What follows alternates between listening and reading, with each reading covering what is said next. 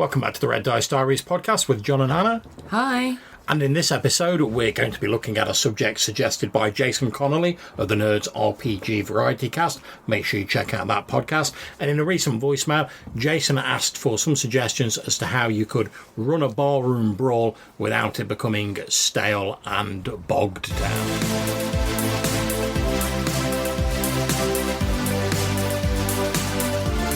Alright then, love, so if you were running a barroom brawl or a bar fight, probably in your sort of standard like D&D style game, how would you stop it getting like really slow and bogged down? Because combat can be a bit lengthy in D&D, let's face it. It can. I would probably go with one of two things.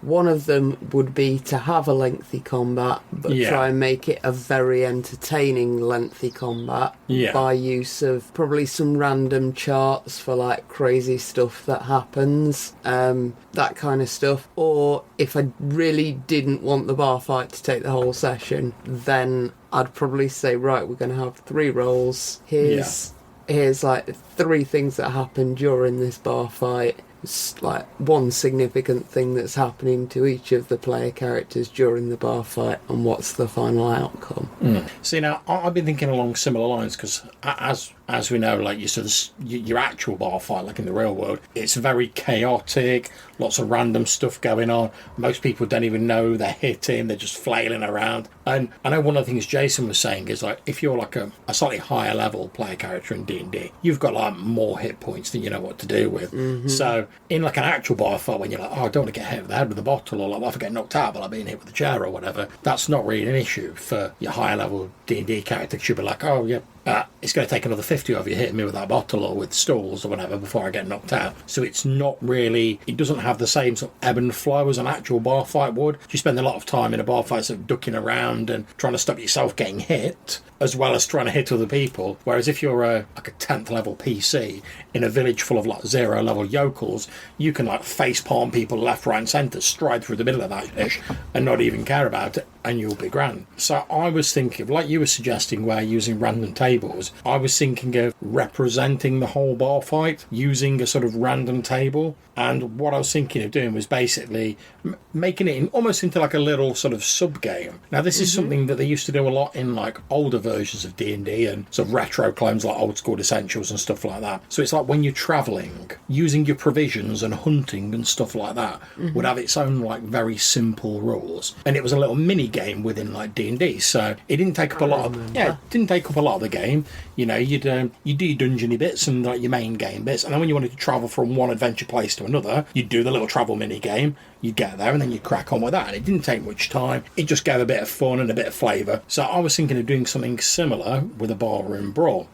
So what I'm still sort of like working out the details, but what I thought we could do is potentially use the hex flowers that are created by Goblin's Henchman, another person who's called in a number of times. And he's created these hex flowers, which are almost sort of like a random chart where you roll 2d6 and you have like a little counter on like a little mini hex map. And as you roll, be this paper that you've handily printed out. That's right, exactly. And when you roll 2d6, it tells you on the sheet which direction your result should move you on the little hex grid. When you get to the end, it scrolls you onto the other side of it. And what you do is the tendency, certainly on the one I'm looking at with the 2d6, is for you to move down and to the west of the map. So what you tend to do is you tend to put your most common results on there. But the way it works, and why I like it better than a random table for things like this, is obviously each time you move, you're moving from your previous position. So where you end up affects your next roll and affects your roll after that. So it's not purely random like a random table is. And the way Goblin's Henchman describes it is like it's like a random table with a memory. And it doesn't really have a memory as such, but obviously I see what you mean. Your results can change as you sort of go along. So we're going to put one of these together then? Well, yeah, but I thought before we started putting it together, I'm just going to throw a few ideas out for this little sort of mini game that I was thinking. And one of the things I was thinking is we're not going to use hit points, but also we're not going to have anyone die in the bar fight. Because the point of this is to create a simple, fun little mini game. It's not to be a life or death thing. That's what the actual adventures are for, not a bar fight. So what I thought is each character in this bar fight would have like a number of checkboxes. And each time you get hit, you check one of those boxes. When they're all checked, you are knocked out. You're not dead, you're just knocked out. Mm-hmm. So I thought, I don't know what you think of this, but I thought you could have like a box for like every level you'd got. So if you're higher up, you can still like take, or maybe every 2 levels. So if you're higher up, you can take a bit more punishment, but it's still going to be the case of, I can get hit twice, or I can get hit 5 times. Not, I've got 50 hit points, so good luck taking me on with that chair leg. I'm wearing full plate armour. Now, the possible downside to this is like your equipment doesn't really have a great deal of bearing on this. But what I thought you could do is, it'd be a very simple attack roll. I'm thinking of like D6 or whatever. You potentially have a number of like enemy checkboxes. So you have so maybe you have like 10 checkboxes, and that's like the other people. Each time you get a hit on them, you check one of their boxes. When they've run out of boxes, that's the combat over. Because if there's any player characters left, everyone else is laid out. You've won. Cool. So I thought most of the options on the hex chart would either be you get a chance to attack somebody, or someone attacks you, but then you could also sprinkle in like a few random elements, like maybe some other people join, so like reinforcements arrive, or like maybe a few of them decide to run for it and it like checks some boxes automatically, if you see what I mean. Okay. So if you can you pass me that? So let's say we've got 2 players. Look, player 1, player 2, then we've got the NPCs. Mm-hmm. So let's say for the NPCs, you start off with 5 checkboxes. Then say for the players, let's say we're doing 1 checkbox for every like 2 levels you've got. So let's say they're both level 2, so they get 1 checkbox each. Okay. If player 1 gets hit, they're knocked out. Player 2 gets hit, they're knocked out. If, however, they manage to fill in all the NPC boxes before they get knocked out, they've won the fight. Okay. And then obviously whatever consequences occur as a result of that fight is down to the GM to play out. So if all the player characters got knocked out, obviously they're not all dead. Maybe they get robbed. Maybe they wake up in the morning with a sore head and like the tavern keeper saying, "Get out of my bar." Maybe the city watch drag them to like the drunk tank or whatever the equivalent is. It would be down to the GM. Some D6s. Yeah, no problems.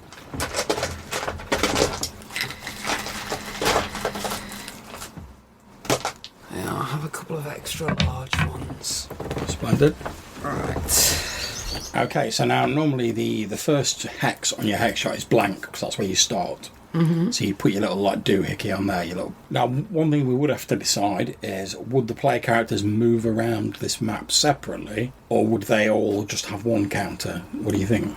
Oh, I think you'd move around separately, because everybody's doing different stuff, aren't they?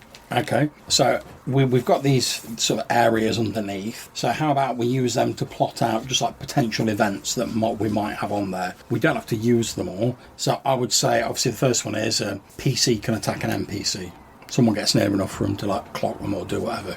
NPC attacks PC? Yep. So then I was going to say things like maybe we have one for cover, so the player characters get a bonus to the next time they're attacked. Or maybe we could just say, instead of that, because obviously we don't want them to be toting up loads of bonuses, maybe they just don't get attacked. Maybe that's just like a safe space for that round, because they're all moving separately. We'll have a couple of playthroughs with it. Yeah, exactly. Okay, so what else do you think could go? I think enemy reinforcements. I mean, we can change the name of it, but effectively some more like people turn up and like join, get stuck in.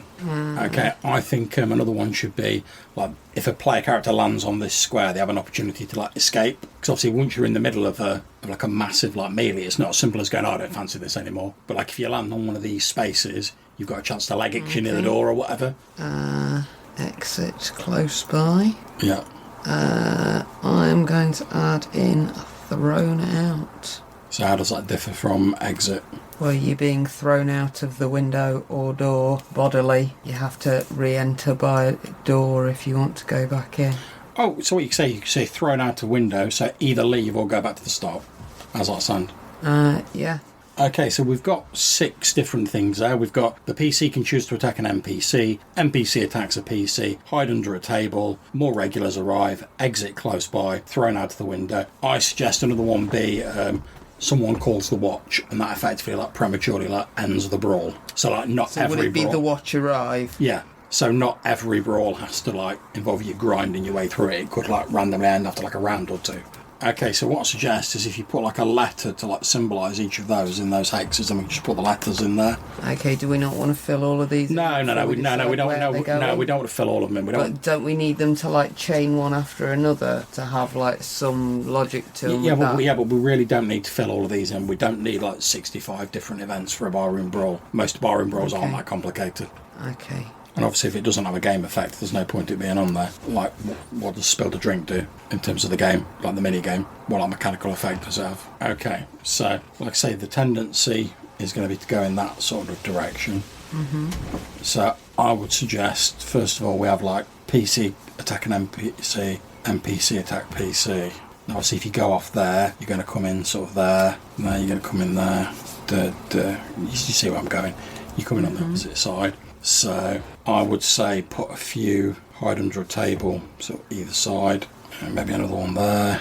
Oh, I see. So you can have many of each one. Oh, yeah. Oh, I'm sorry, I misunderstood that. No, that's fine. So have more regulars arriving. Well, actually, that's the rarest one you tend to get to, because you're normally not allowed to go off the bottom. So you want that one to be G? Yeah, exactly. Yeah, that's the premature end of the fight. Okay.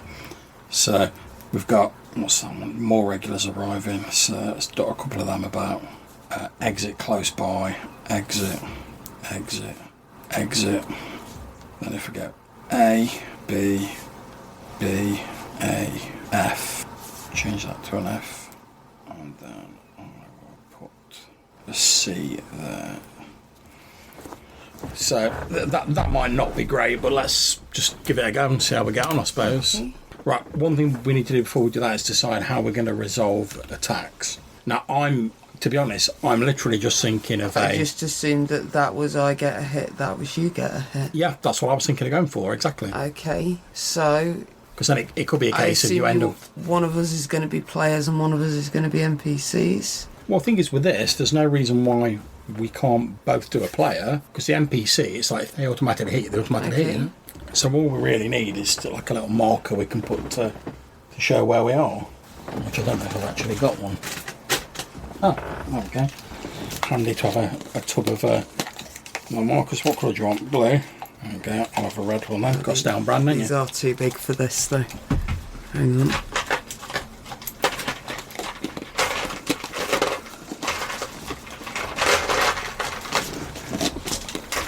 Chuck us that counter in there then. So I've got some little dice. What colour do you want? Red? Yeah, got down brand.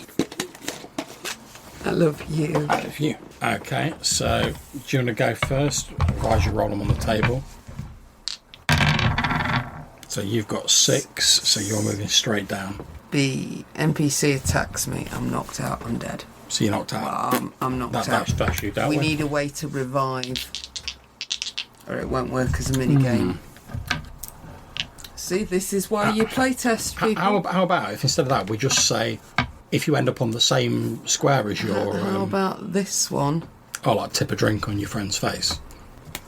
Alright, that's cool. So we'll start again in a second. So where do you want to put those on the thing? If a B, and you've got 1, 2, 3, 4 Bs. Yeah, and we've got 3 As, I think. Let's change one of the Bs, so that means there's now 3 instant knockouts. Yeah. And one over here. Yeah, go for it. Let's give it a go. We can always change it back. What's the point of doing it? So. D, more people arrive. Well, that's fine. We only really want one of them. That's great. Yeah. Okay, so I'll roll first this time, see how we get on. So that's a 12 for me, so I'm going straight up. So D, so more regulars arrive. So what we need to decide now is it just like one more box gets added on? Because we don't want it to go on for like a massive amount of time, do we? Right. So there we go, just stick like +1 NPC box or something to remind us. Again, obviously we can change this later on. Right, okay, do you want to roll for yours? See what you get. 6 again. So you move down 1. Right, hang on, I was there, wasn't I? No. Well, next this is a different game, isn't it? Oh, did we restart once we added a new thing? Yeah, because we've changed the whole thing. Okay, so, yeah, down 1. I'm knocked out. Okay, so let's see where I'm going. So I've got an 8, so I'm going down here to B. So I am also knocked out. So there we go. So that's us that's our little brawl dealt with fairly quickly. We're both knocked out. We wake up with whatever consequences. And you could put like a little more normal random table, and if you want, like consequences if you lose the battle, roll a d6, find out what happens. Or you wake up in the guardhouse, or you wake up to find yourself lifted of like 2d6 gold pieces or whatever. So do you want to try another go with these as they are? I want to try another go with these. Yeah. I want to reorganise this, if that's okay. Yeah, that's fine, go for it. Have we got another one of these? No. Okay. Would you like me to print another one? That's probably going to be quicker than me trying to draw one. I love you. I love you.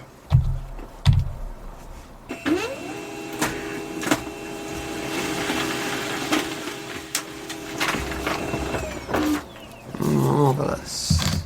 So, what I propose to make it a more entertaining game. Okay, yeah. First up, we give the players at least 2 boxes each. How about this? Just a random idea. I mean, feel free to say no. You know, we've just got like one track for the NPCs. How about if we just had one track for the players? So it's like for every player you have one box to the track, or for every player. Yeah, let's try that. Well, we'll just keep them as we are. We'll just remember they all come off one, because then it's like if you get hit once. We'll try it with this 2 tracks per player character, but we'll treat it as one track. See how we get on. Like that. Yeah, but I'll see you then. 6 each seem good? Yeah. Yeah. Okay.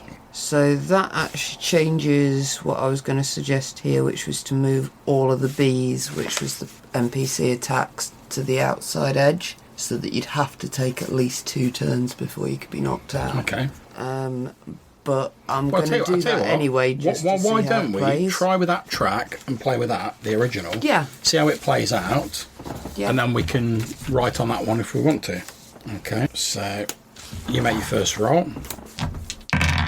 So It's a 6. So that's straight down. So, Yeah, that's me being attacked. So that's what. So I mean, just put like a tally mark or something. 1 tally on player. Okay, so it's for me. At which point, is there any point really having like a separate track for the players? And then we may as well just like have one marker for them. Now, this comes down to how much you want to be able to use this in an RPG with like GM versus players. Are you having this? Because if it's in an RPG, the different player like characters may be expected to work together as a group, but the actual different players are going to want to feel like they've got some agency in this bar fight. Yeah, but all I'm saying is, all you do is you still have different people roll, but it just moves the same token. Right, so you take a turn to move the token. Yeah, so you've moved that one, so let's take the red one off. Yeah, you've done that one. Let's see how we get on. Your turn even. So 6 again, so we're moving down 1. So we get to PC can attack NPC, so not 1 on the NPC. Okay, and then I roll again. That's a 9, which is a cross. So it will be down and across, so you would be coming in there. Okay. So that's E, so exit close by. So if we wanted to leave the combat now, we could do so. I'm not going to, though. Okay. Well, so we're not going to. I'll roll for that. It's a 6, which is straight down, which brings me up to here, which is H. Spill a drink on your face, so... To revive a player. So how about we say that recovers you a box or something? Yeah, that was effectively... Okay, yeah, so we've got that box back. Yeah. Cool. Okay, your roll. 11. So that's up and that way. Bar a B. NPC attacks. Down a box again. Well, no, because we've got a first Sorry, one back, down a haven't we? box there. Okay. 8. So southwest. D. More regulars arrive. So the stick NPCs get their box back. That makes more sense then. You added 1 onto the players as well. Yeah, I've added onto both and grubbled out both there because it was getting a bit messy. All right, okay. All right, yeah, I see. So it's your roll, isn't it? I think so. That's a 6. Straight down. Back to the start. So you're in the start, which I would say just functions as a hide under tables one, so you're safe for that round.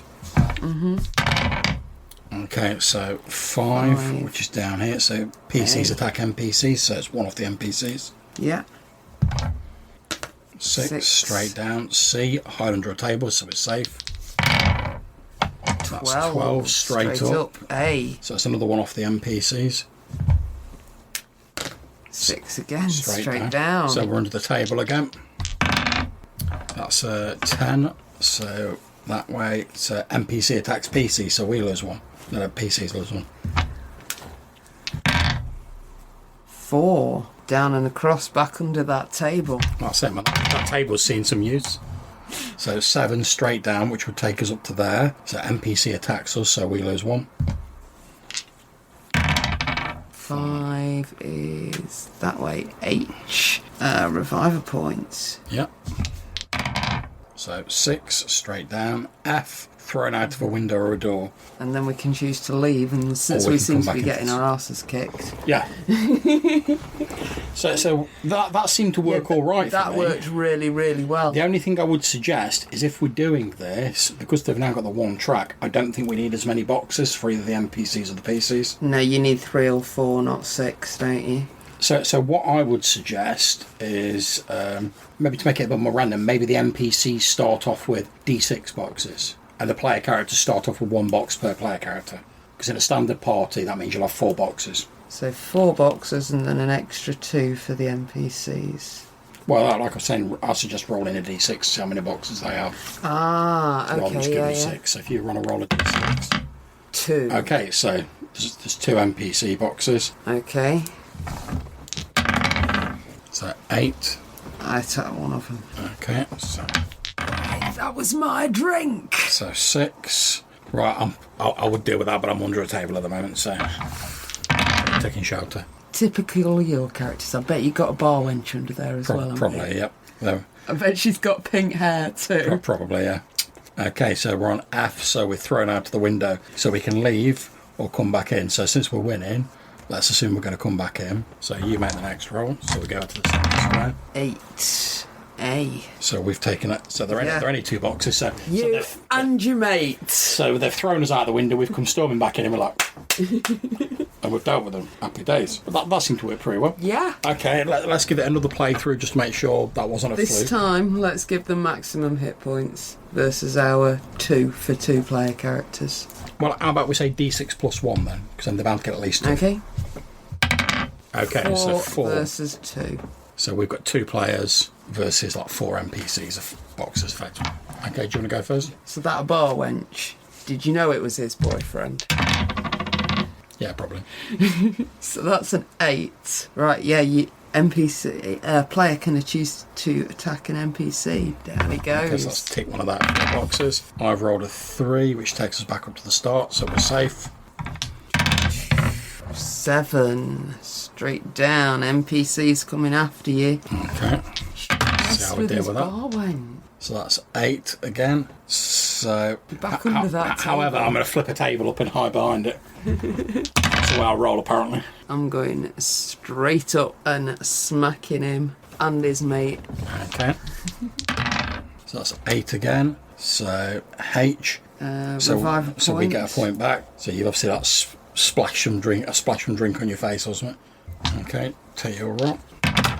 10. 10 is that way, so that one? Yeah. Which one were you in? Here. No, so you'd be there, look. She going. Okay, yeah. A. So that's another 1 down on the NPCs. Okay, so that's a 6, so going straight down. So it brings us up to that. G, the watch arrived.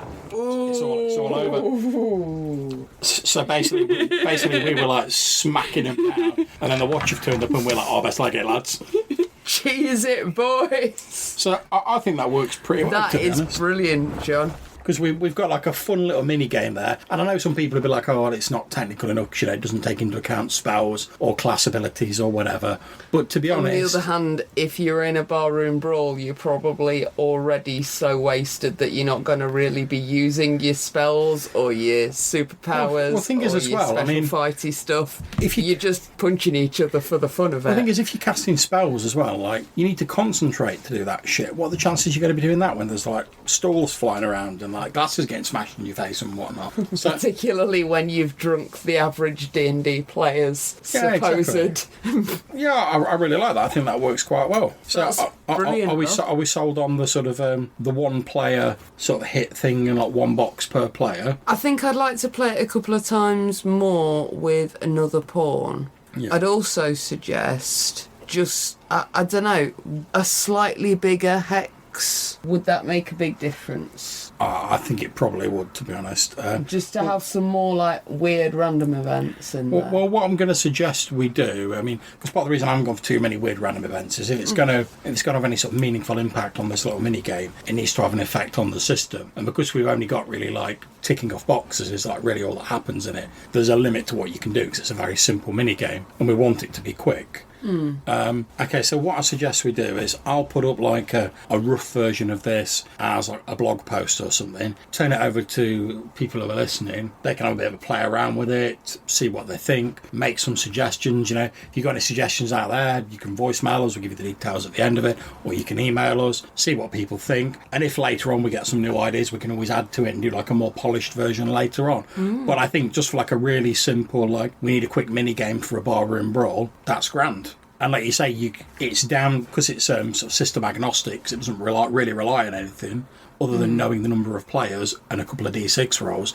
You can use it with any version of D&D or probably any other sort of barroom brawl style game. Because if you lose the fight, you all get knocked out. It's down to the GM then to determine, based on whatever system and what their preferences are, what happens to you afterwards. So you could easily use this in like FFGs like Star Wars if you're in like a cantina brawl. Because there's nothing in these rules that relies on anything system specific. Yeah, all you've really got to do is change the word watch to stormtroopers. Yeah, exactly. Yeah, you're done. Yeah. So I think that's what we're going to do. We're going to put this up on a blog post. Have a look at it, see what you think, give us your feedback. If you've got any suggestions, let us know. If you want to get in touch with us, you can leave us a voicemail message using SpeakPipe. There'll be a link in the description of this show. Or you can send us an email to rddrpgpodcast@gmail.com. Until we see you next time, take care, stay safe, and keep gaming. We'll see you soon. Bye.